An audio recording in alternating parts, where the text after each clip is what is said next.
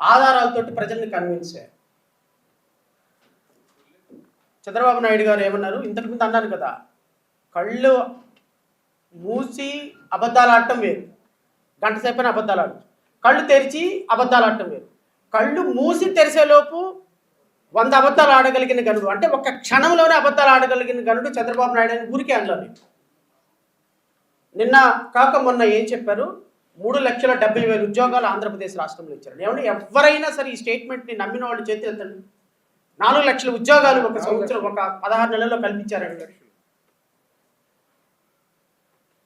గత ప్రభుత్వం కాలేజీలు పెట్టలేదు, అసలు ఎక్కడున్నాయి మెడికల్ కాలేజీలు అన్న మహాగనులకి నేను ఇప్పుడు చదివి వినిపిస్తాను.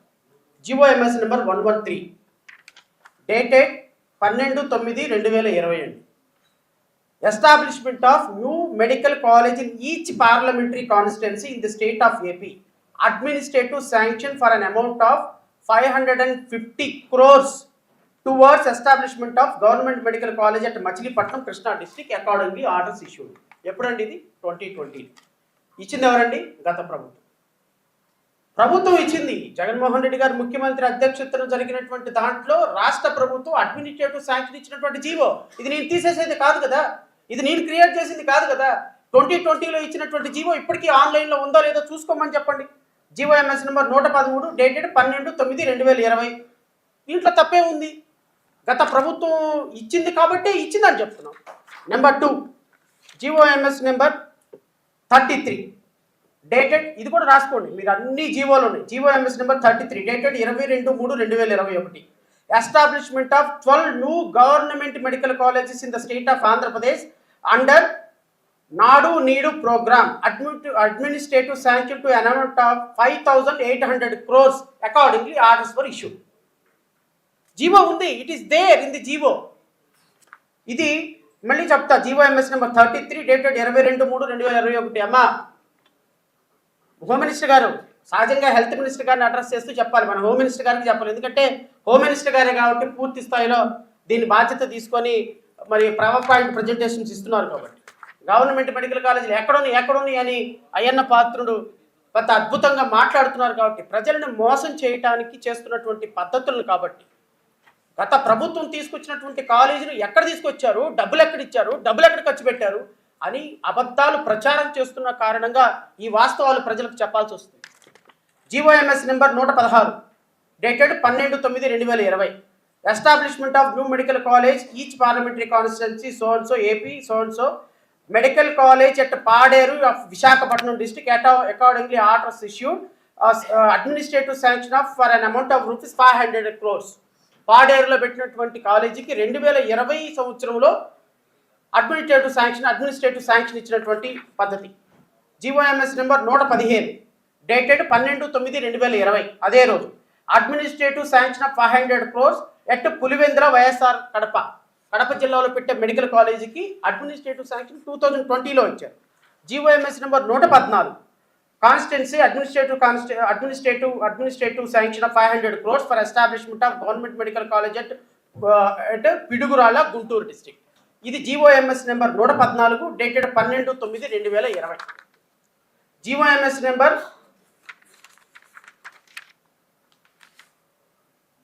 301 డేటెడ్ 23/11/2022.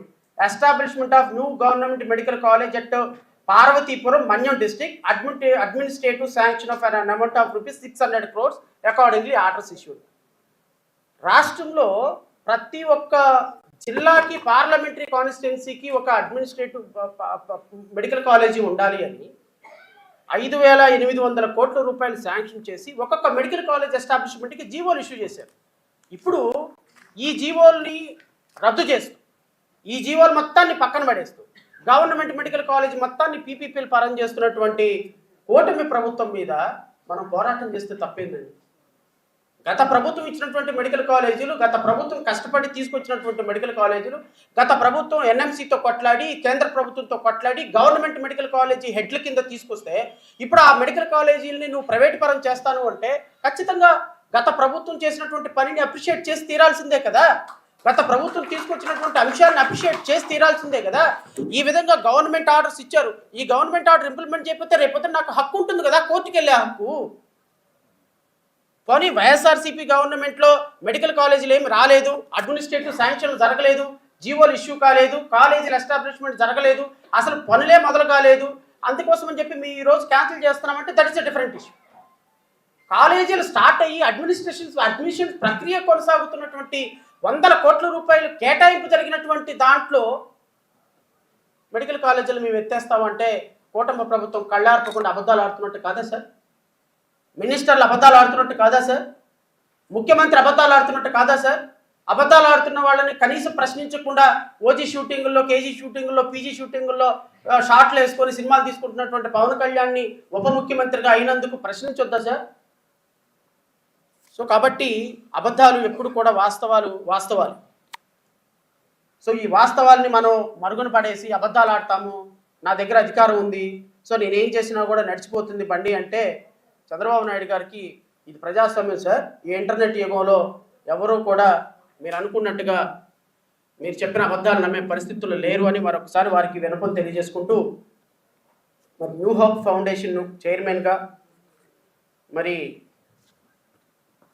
వైఎస్ఆర్సీపీ అధికారిక ప్రతినిధిగా మరి వాళ్ళ పార్టీ వాళ్ళు పంపించారో లేకపోతే మేడం వచ్చారో నాకు తెలియదు కానీ, బట్ ఏదేమైనా వాళ్ళ మేడం మాట్లాడుతున్నప్పటికీ అందరు లేచారు మీడియా వాళ్ళు. సో బట్ జేఏసీ ఒక బడుగు బలహీన వర్గాలు, వెనకబడిపోయిన వర్గాల యొక్క మహిళలు మరి ముఖ్యంగా రిప్రజెంటేటివ్గా, ఎందుకంటే జేఏసీలో వర్గీకరణ వ్యతిరేక ఉద్యమం జరిగినప్పుడు